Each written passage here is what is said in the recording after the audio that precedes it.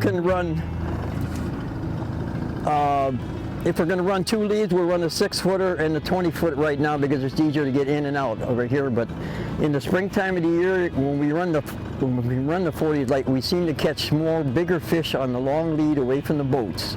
That's why we run them 40 foots, and it just takes longer to get them in too, to come off. Yeah. So. Tricolor doesn't look too good. Joanne's already going down already. I'm already going down. I beat you today. Yes, this is our shank that we use. The ones that I make up. It has 3 setups right here for the kicker and the 20, and then the 40 goes here. And these are all our dimensions we had, so we know our leads are going to be they'll be fishing in our strike zone, which is about 2 feet from the bottom, which is where you want them to run. So that's what we calculate anyway, but it's been good, all the time we've been fishing. So the skeg you can see easy, so it's perfect. Look at that. Yeah. That's perfect. They should be, we might get a bite. We'll find out when this area right in here, this is where the fish hang out most of the time.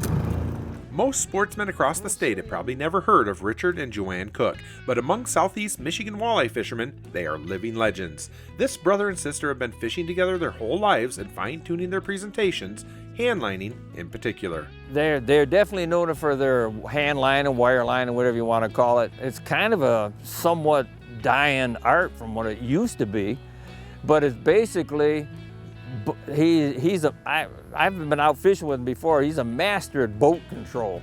You get in a certain area and certain baits and certain sizes and speeds, they are just phenomenal at it. Just plain phenomenal. I've been out next to him in my boat catching some, but nothing compared to what they do. They just, I don't know, got a 6th sense. I couldn't tell you exactly, but they're just good at it. That's all I can tell you. They're just locally known for that, especially that part of it, that's for sure. Once the sun gets higher, the fish will go in the dirtier water and get away from that clean water. They don't want that sunlight directly in their eyes, so they go in that dirty water. If it was deeper and they had to stay in the water, they'd go down deeper and deeper as the sun goes up. Mostly 27. So they'd be hiding toward the bottom for sure. That's clean water. When the person, whatever side that's got on, you turn into there so you can keep the fish away from the side of the boat as much as you can. Yeah, he's probably on the kicker. No, he's on the 20. Aha! Just bring it up here. I'm going down. Here, grab the 20. You want the net or no? The other line went around here. Net or no? No. He's caught on the other line. We'll get it. Just lay it down. We got it. Want more boat? No, that's good. Okay. Got 2 hooks in them. 2 hooks, it'll come. Hit the clown. There he is. Yeah, I made the wrong change. That's a good one. We'll put him back. He may turn out to be a 10-pounder. You never know. So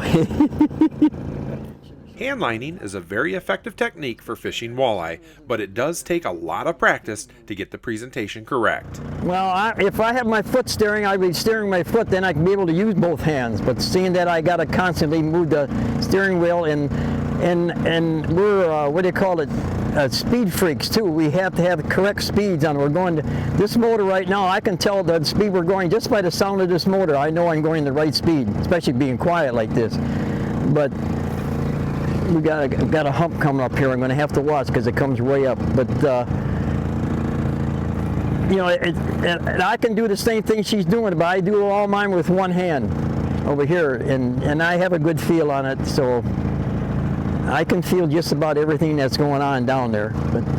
And I do the same thing. I go down, I just tip the end of the sinker on the thing like that, and I'll hold it there because I'm watching the screen. But I just pull it, keep going maybe 5 or 10 feet like that, and I'll just pull it up a little bit and go back down and make sure that I'm still just that close to the bottom. And you're constantly doing that all the time. So. And then, like I say, when you get a bite, very seldom I set the hook. You might just gently go this way.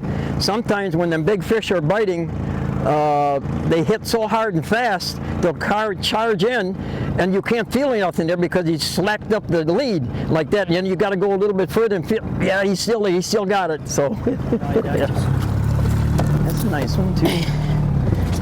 That's the back door. It's a back door. I got a weed on this one. And I got 2 hooks. I saw the 2 hooks anyhow, so it wasn't hard getting them up.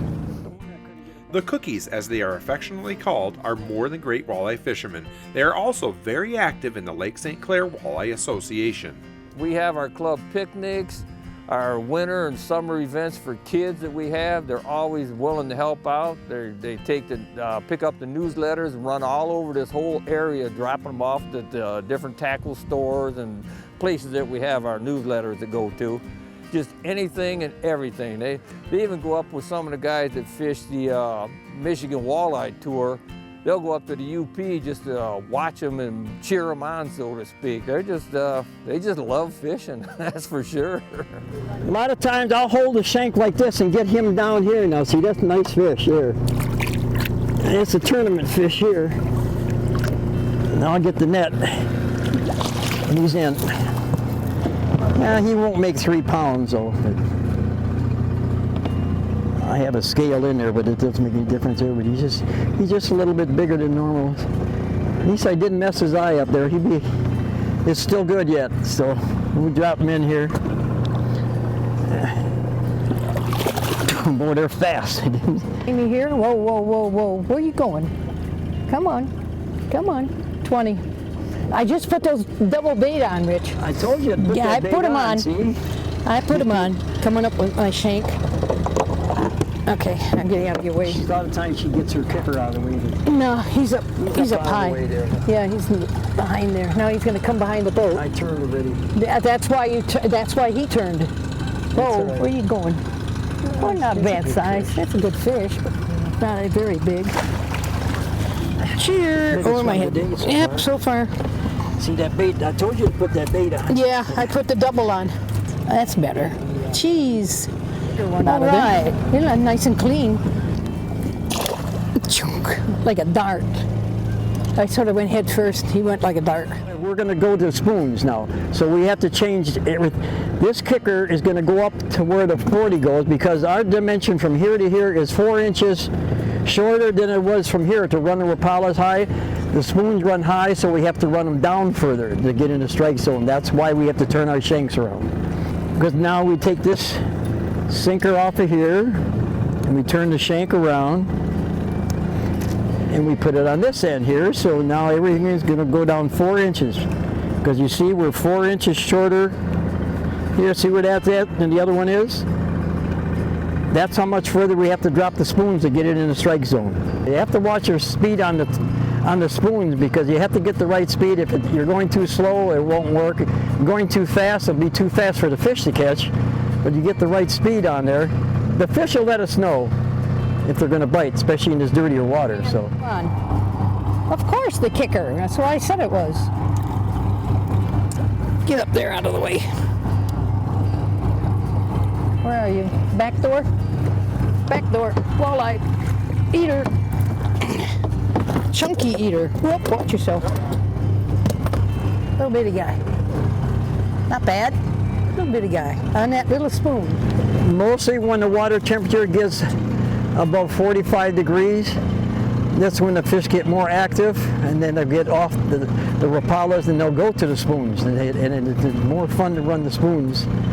And it's always been like that. I mean, once the water temperature gets 45 to 50, got him, Joanne? She's got one on now, so see. But see, Tommy and those guys that fish the river all the time, they were catching this year at 40 degrees. They started catching them there at Delray, because that's where they launched from. The fish really hit the spoons good this year. They would launch their boat at 6 a.m. and at 7:30 they were driving home. They had their limit already on the spoons. So. Hey, not bad. It's good size for eating. Oh yeah. We're catching nice fish on the spoons, boy. See, it's at 2 different baits. Yeah, now it's 2 different baits. I got already. 3 different baits on. I know. It's pretty good. Just the hook out of there.